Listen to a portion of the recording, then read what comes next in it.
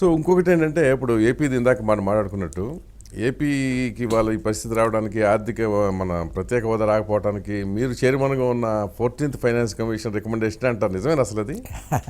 అంటే అండి, ఫస్ట్ అసలు స్పెషల్ కేటగిరీ స్టేట్ అనేది ఏమిటి, అది ఎవరు డిసైడ్ చేస్తారు, ప్రొసీజర్ ఏమిటి? It is decided by government of India. And the money or any categorisation, any money, any special status అది ఎవరు ఇస్తారు? గవర్నమెంట్ ఆఫ్ ఇండియా ఇస్తారు.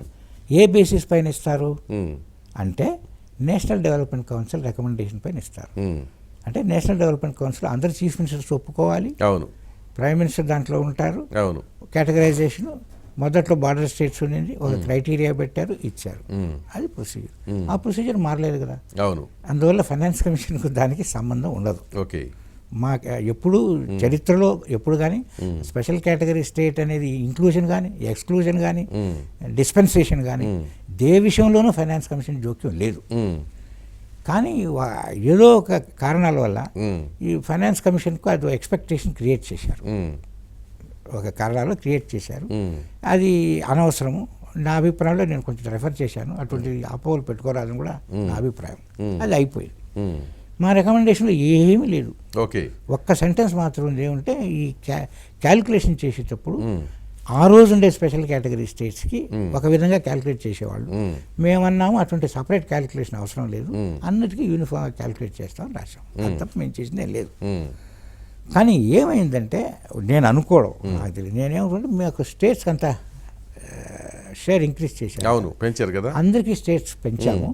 తర్వాత ఫారెస్ట్ ఏరియాకి స్పెషల్ వెయిట్ ఇచ్చాము.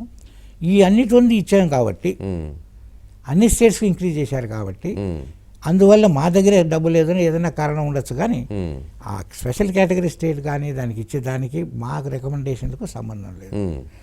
ఓన్లీ పాసిబిలిటీ ఏమనొచ్చు అంటే, అయ్యా ఆ స్టేట్స్కి అంతా ఎక్కువ ఇచ్చేసారు, మా దగ్గర డబ్బు లేదని అట్లా ఏదైనా ఉండొచ్చు. కానీ సంబంధం పెట్టచ్చు. అదే మిమ్మల్ని సాగ్గా వాడుకున్నారు. అలా కాదండి, ఒక రకంగా అలా కాదు. ఇప్పుడు మేము చెప్పేది ఇప్పుడు ఫ్యాక్ట్స్ చెప్తాము, అదే అంతేగా. ఇంటర్ప్రిటేషన్స్ రకరకాలుగా ఇంటర్ప్రిటేషన్ ఉంటుంది. ఒక విధంగా చెప్పాలంటే స్పెషల్ కేటగిరీ స్టేట్స్ ఇవ్వాలంటే ఇవాళ ఇవ్వచ్చు, ఇవ్వకపోవచ్చు, ఇచ్చినా లాభం లేకపోవచ్చు. అది కరెక్ట్. దాంట్లో ఉండే బెనిఫిట్స్ అనేది తగ్గిపోయాయి. అవును. సో ఏదైనా చెప్పచ్చు. కానీ నిజానికి చూస్తే ఫైనాన్స్ కమిషన్కి స్పెషల్ కేటగిరీ స్టేట్స్కి లింక్ లేదు. ఆ రికమెండేషన్ల తర్వాత దాని వచ్చి ఇంప్లికేషన్స్, తర్వాత కాంప్లికేషన్స్ వల్ల చేశారో లేదో అనేది అది డిఫరెంట్ మ్యాటర్. దానిపై నేను కమెంట్ చేయను. మాకు ఆ కేటగరైజేషన్కు సంబంధం లేదు, రికమెండేషన్ ఇవ్వలేదు, ముందు ఏ కమిషన్ ఇవ్వలేదు, మేము ఇవ్వలేదు. ఓకే. సో ఓన్లీ మీరు అన్నట్టు అది గవర్నమెంట్ ఆఫ్ ఇండియా తీసుకోవాల్సిన నిర్ణయం, అది పొలిటికల్ ఒక రకంగా చెప్పాలంటే. ఎన్డీసీలో మీటింగ్ అంటే అందరిని ఒప్పించగలిగేటట్టు ఉండాలి. అది మెయిన్ థింగ్. అంటే ఒప్పించగలరా, అది మెయిన్, అది ఇష్యూ అక్కడ. అది మొదట్లో నమ్మిన వాళ్ళు కూడా ఎట్లా నమ్మారు, అది అవును.